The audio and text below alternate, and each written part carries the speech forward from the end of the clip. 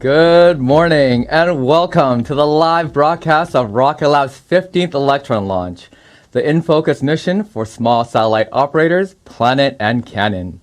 We're coming to you live from Rocket Lab's Mission Control Center, where it's 10:04 a.m. and we're just 16 minutes away from liftoff at Rocket Lab's Launch Complex 1 in Mahia, New Zealand. My name's Dominic Vu, and I'm an assembly technician for the Electron launch vehicle. And I'm Ariana Ryan. I've had a little bit of an upgrade since last launch, and now I'm a quality engineer supporting propulsion. Our launch operations team have been on site early today to prepare for this morning's scheduled liftoff at 10:21 a.m. New Zealand time or 9:21 p.m. UTC. Today's Electron mission is our fifth for the year, and it carries 10 Earth imaging small satellites bound for low Earth orbit. Inside Electron's fairing are 9 of the latest generation SuperDove satellites from Planet, the operator of the world's largest constellation of Earth imaging satellites. The 10th and final satellite on board belongs to Cannon Electronics Incorporated and was procured for this mission by satellite rideshare and mission management provider Spaceflight Incorporated. Cannon's Earth imaging microsatellite sets out to demonstrate some of the latest technologies the company has developed for satellite manufacture, including a middle-sized telescope equipped with ultra-high sensitivity camera to take night images of the Earth, and a small-sized telescope which is suitable for CubeSat use. Earth imaging satellites play a huge role in helping us monitor change on our planet. They provide actionable data on things like climate change, monitor and respond to wildfires, and they can help farmers to better manage their crops to deliver food to our tables. Now, for more about how we get our customers on board, let's go to Launch Complex 1, where we have Mission Integration Engineer Jane McNichol at Range Control. Jane?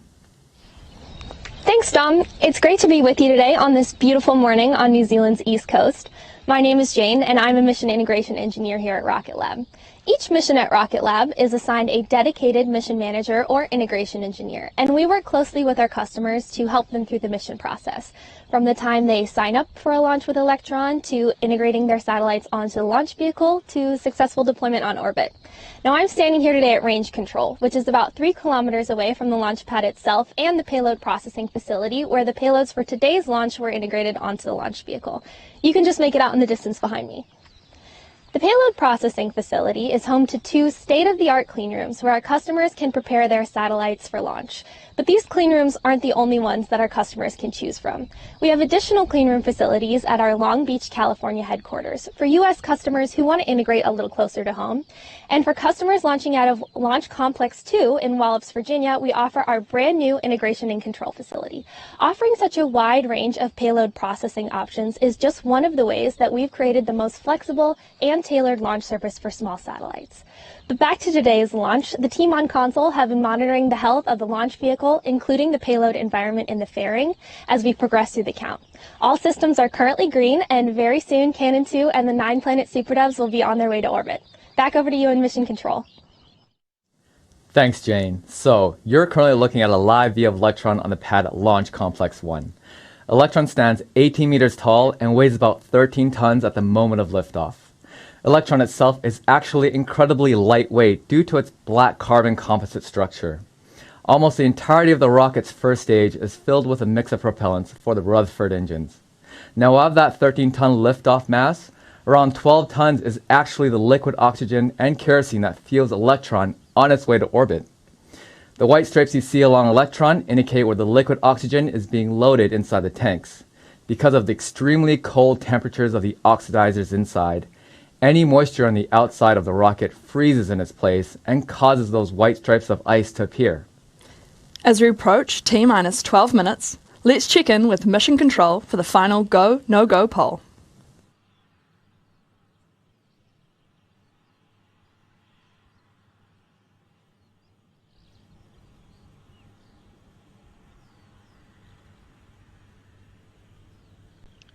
All right, to all stations, this is LDR mission. We are now proceeding with the go, no-go sequence.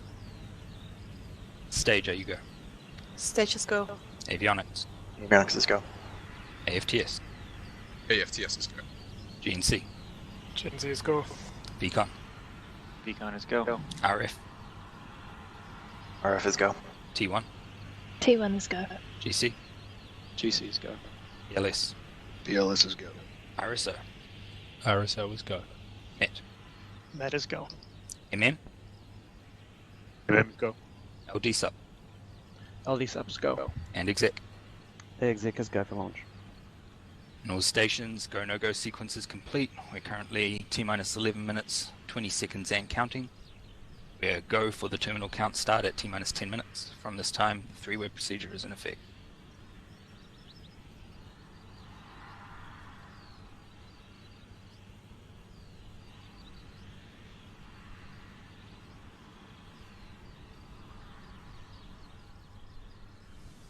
Green across the board, Electron is go for flight. So, Electron is a two-stage to orbit vehicle. The first stage is powered by 9 3D printed electric pump Rutherford engines, which are designed and manufactured in-house by Rocket Lab. So Ari, as our resident engineer in propulsion, why don't you let us know a little bit about the Rutherford engines? I'd love to. When Electron was first launched in 2017, these Rutherford engines were introduced as an entirely new type of rocket engine, due to how its propellants are pumped by an electric motor powered by batteries. Today, the Rutherford engine remains the first and only electric pump-fed rocket engine to fly to space. And with this mission, we'll have flown 150 Rutherford engines. The Rutherford is also the first oxygen hydrocarbon engine to use 3D printing for all its primary components, including the thrust chamber, injector pumps, and main propellant valves. That's right. So for the second stage, Electron uses a single vacuum optimized version of this engine. And once it's in orbit, Electron's third stage, also known as the kick stage, takes over and carries out the final leg of the journey to deliver our customer satellites to precise custom orbits. Now, Electron is the only launch vehicle that delivers this dedicated, direct-to-custom orbit service for small satellites, even when flying on a rideshare mission.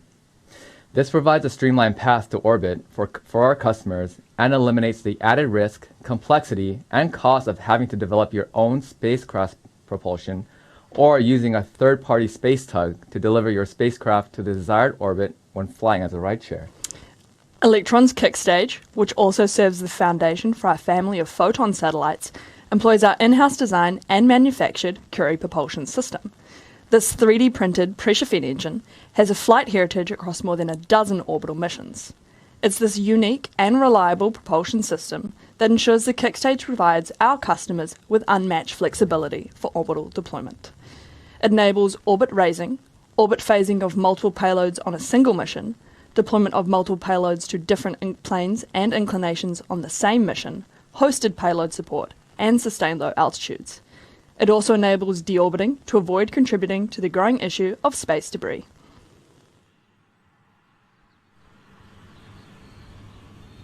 This band is switched to high power for flight.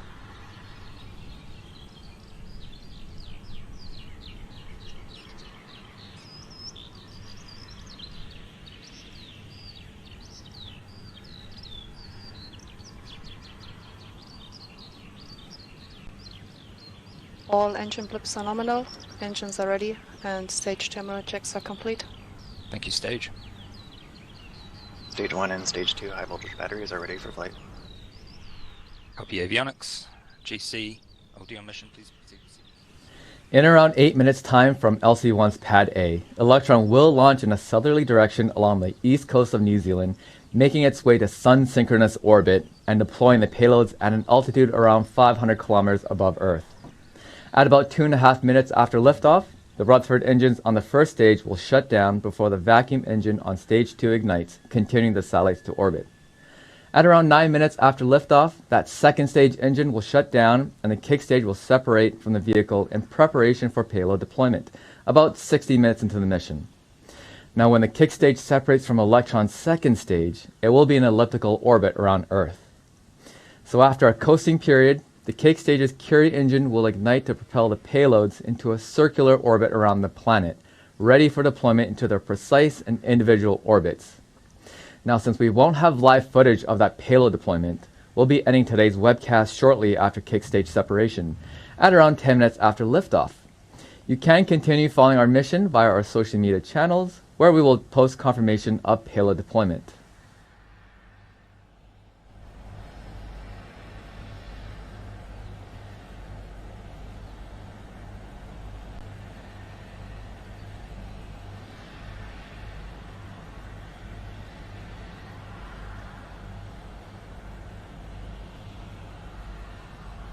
AFTS is green and enabled for flight. Q avionics.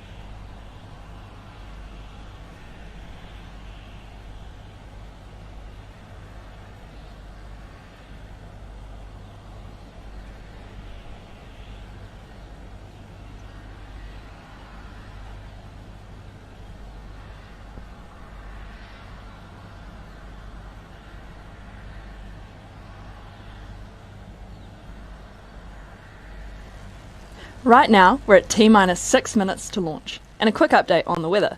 It's a little cloudy out there today, but we are currently go for launch.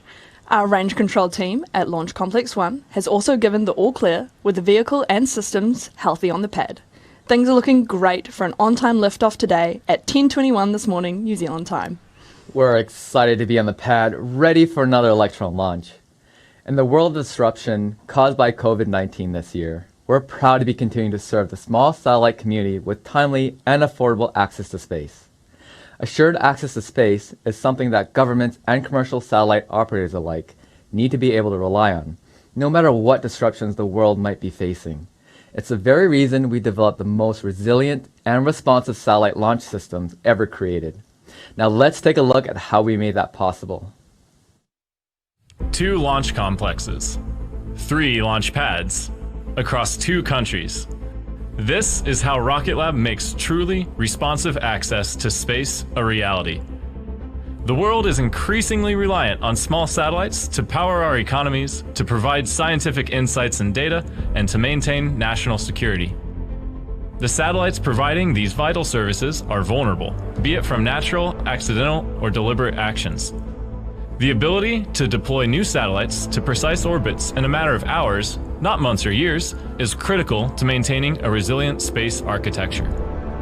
The loss of a single satellite can have far-reaching consequences. It's why Rocket Lab developed the most responsive satellite launch system ever created. And it all comes down to resilience in numbers. Between Rocket Lab Launch Complex 1 in New Zealand and Launch Complex 2 in Virginia, USA, we can support more than 130 launch opportunities every year.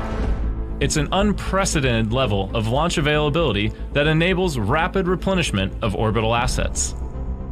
Resilient space is about being able to respond to evolving situations in real time. It's about having the ability to launch more than one rocket, in fact 3 rockets, from different hemispheres, simultaneously, a capability unique to Rocket Lab. It's about eliminating the fragility and complexity associated with mobile launch infrastructure, and instead enabling instantaneous launch windows from pads that remain in a state of launch readiness 24/7, 365. It's about delivering responsive and affordable launch services tailored to every mission, every time. Welcome to the future of resilient space. We can't wait to be hosting the webcast for simultaneous missions on LC1 in New Zealand and LC2 in Wallops. But for today, we're focusing on LC1. As we approach the targeted liftoff time, we're going to hand you over now to listen in on comms from Mission Control for the final minutes until launch.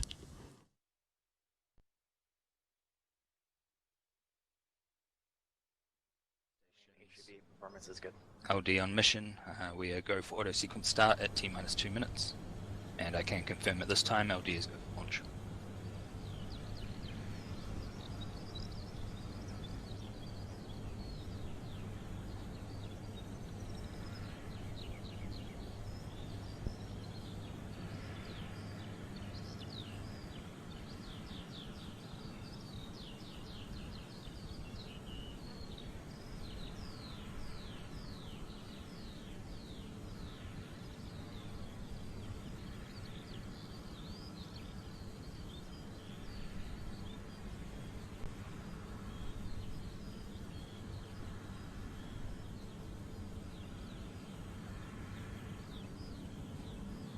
Entering auto sequence. Vehicles on internal power.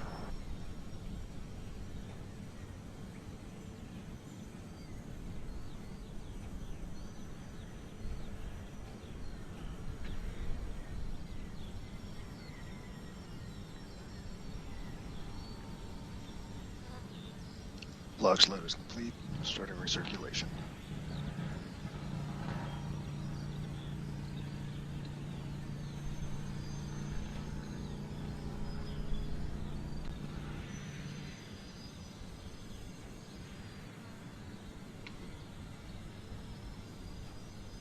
Anti-gas ring disabled.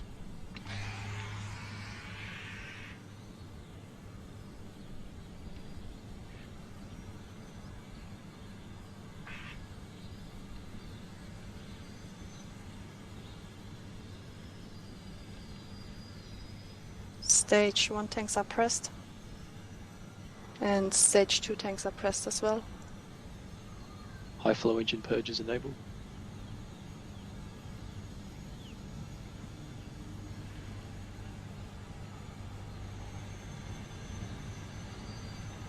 Deluge is activated.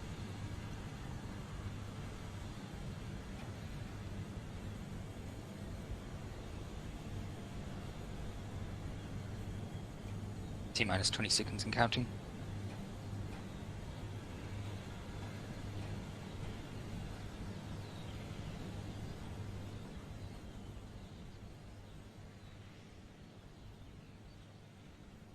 In 5, 4, 3, 2, 1.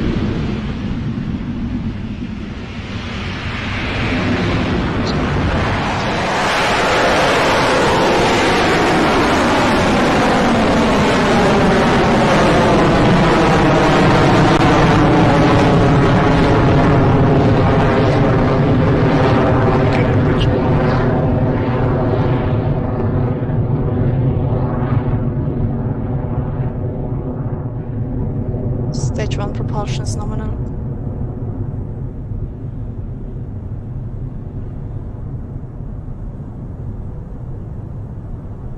HVB battery discharge nominal.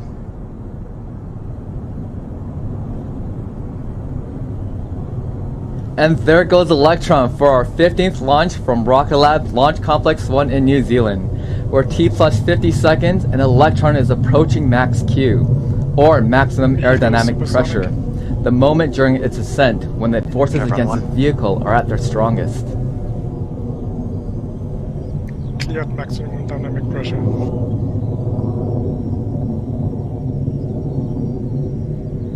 Enter chevron 2.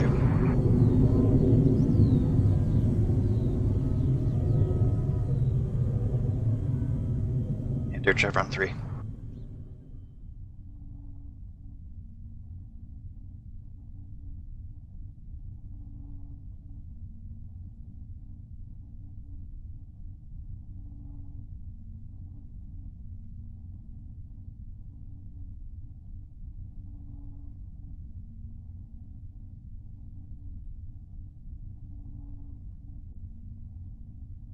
AOS at Chatham Station.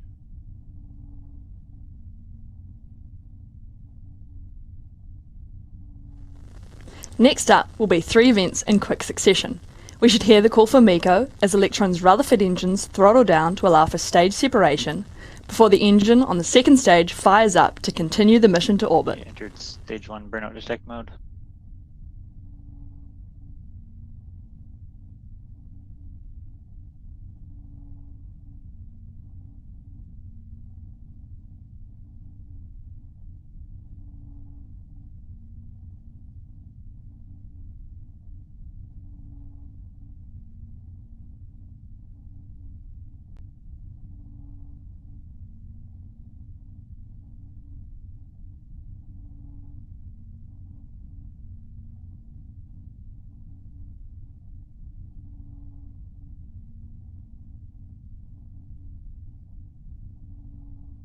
Separation confirmed. Stage 2 ignition confirmed.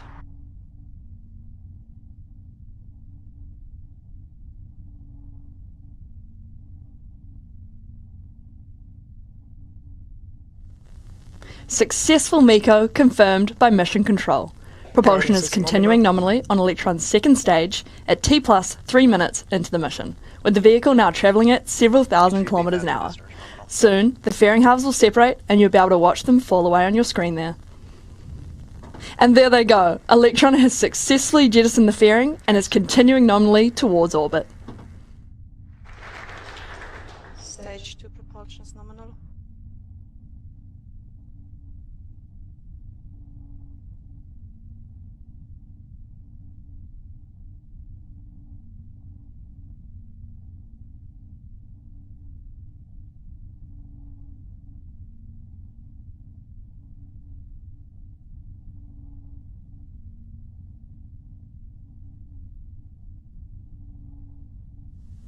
For those of you just joining us for today's launch for Cannon and Planet, we've made it through liftoff, main engine cutoff, stage separation, and stage 2 ignition.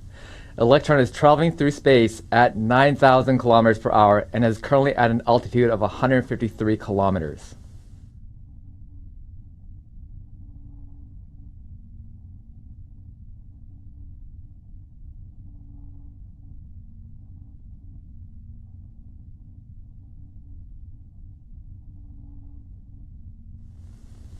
While we're coasting through the vacuum of space, let's delve a bit deeper into Rocket Lab's engines. Each of the Stage 1 Rutherford engines weighs around 35 kilos or 77 pounds and comes in at around 800 millimeters or just under 3 feet. A Stage 1 engine is capable of 24,000 newtons of thrust. Stage 2 is the same base engine with an extended nozzle. This vacuum nozzle increases the size of the engine twofold and adds an additional 1,000 newtons of thrust.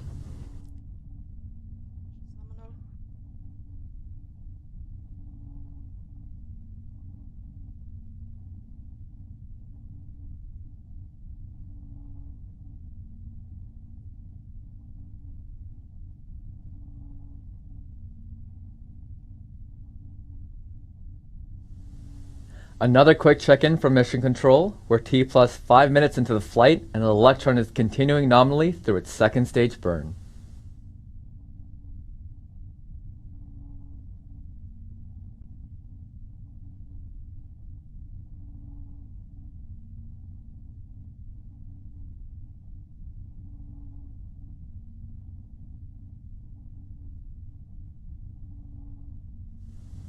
Electron's next action will be to swap out the onboard batteries for a fresh new one in what's called a battery hot swap. Let's listen in for the call of that swap. HBB battery discharge nominal, approaching hot swap in roughly 30 seconds.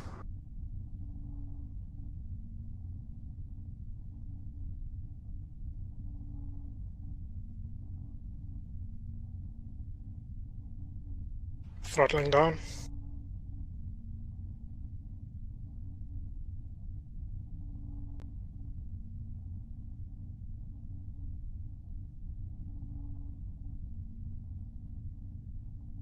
Hot swap successful.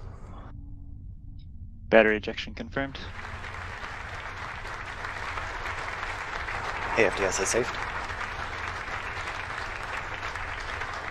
And we've had a successful battery hot swap. Electron's second stage engine continues to propel the payloads towards their targeted orbit.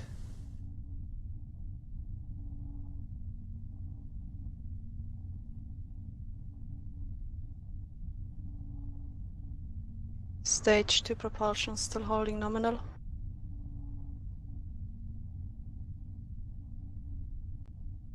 HVB battery discharge holding nominal.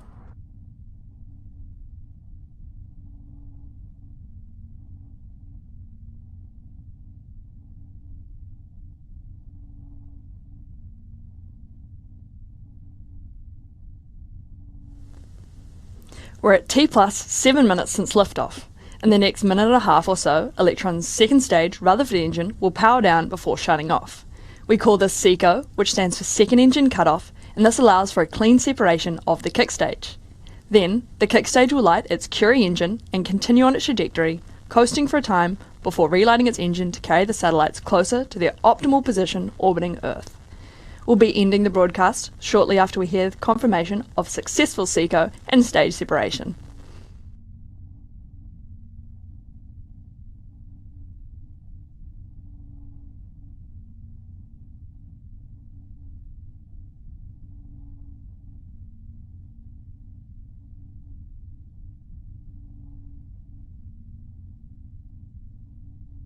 Okay, entered stage 2 burnout detect mode.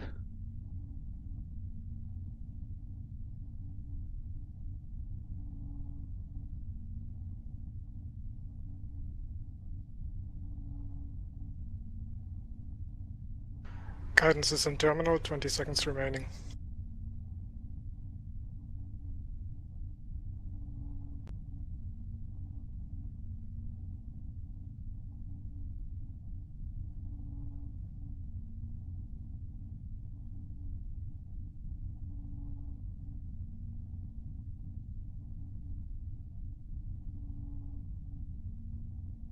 And Seeker confirmed. You can see the engine on stage 2 has shut Separation down. confirmed. We're now waiting for Transport kick orbit is stage nominal. separation. We've just had confirmation that the kick stage has separated. With another 40 minutes or so until that final carrier engine relights, we're going to end the launch broadcast here ahead of payload deployment. We'll share the news of mission success on our Rocket Lab social media channels within the next hour. Thank you to our small sat customers, Planet and Canon Electronics, for choosing to launch on Electron today. I'm Ariana Ryan. I'm Dominic Vu. This is Rocket Lab Mission Control, signing off.